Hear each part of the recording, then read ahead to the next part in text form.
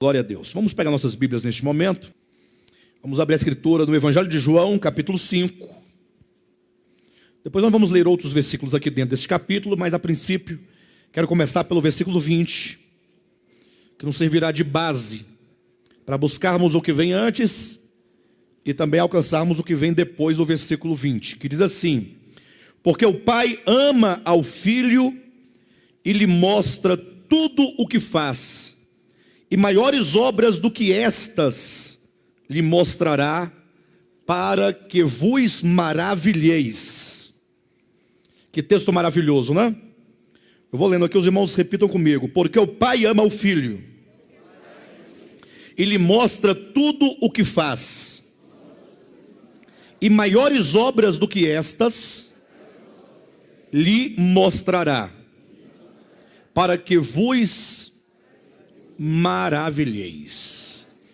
Ou seja, o Senhor, Ele diz em sua palavra que Ele nos levará a um estado de maravilha, de contemplação, a ponto de nós podermos não somente conhecer, mas experimentar as obras de Deus. O capítulo 5 de João é um capítulo muito rico, e ele nos traduz algumas verdades que são fundamentais para o nosso crescimento espiritual. Há uma divisão muito clara aqui, porque o texto começa falando acerca da cura de um paralítico que ficava ali no tanque chamado Betesda. E em seguida a essa cura deste homem, segue-se um discurso de Cristo, que na verdade foi possível mediante um embate dos líderes religiosos que não admitiam a cura daquele homem realizada num dia de sábado. Interessante como que João escreveu o seu evangelho. Ele foi inspirado de maneira a estabelecer os milagres de Cristo como sendo sinais. O próprio João vai dizer, ele vai chamar os milagres de Cristo de sinais, o que significa que quando João coligiu esses eventos aqui, esses milagres realizados por Cristo, ele o fez inspirado pelo Espírito Santo, colocando cada um desses milagres no seu devido lugar para representar algo. Hoje em dia as pessoas vão ler a Bíblia, por exemplo, elas tomam aqui, por exemplo, a cura do paralítico do tanque de Betesda, e então eles pensam assim: poxa, então Deus pode te abençoar também, assim como ele abençoou aquele homem, ele pode te abençoar.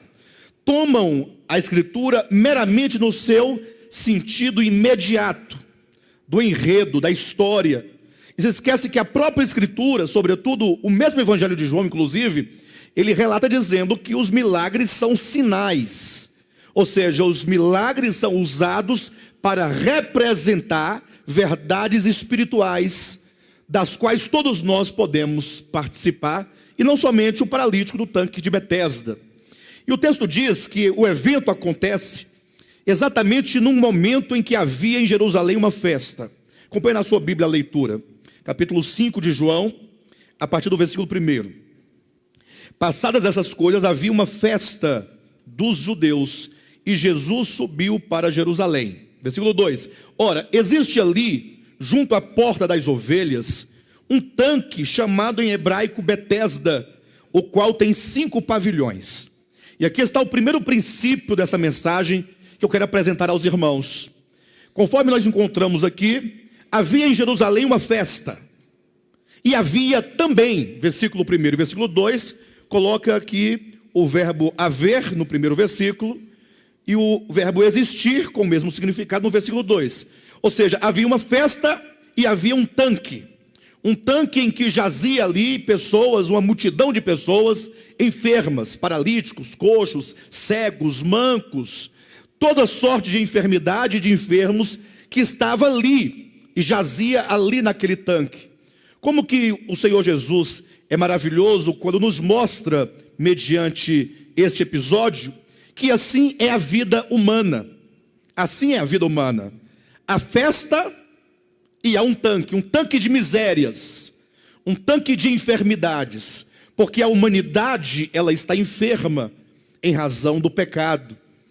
Mas a despeito desse tanque em Jerusalém, cheio de pessoas enfermas, o versículo 2 diz que havia pessoas de toda sorte, né? Ora, existe na porta das ovelhas um tanque chamado em hebraico Betesda, o qual tem 5 pavilhões, versículo 3, nestes jazia uma multidão de enfermos, cegos, coxos, paralíticos.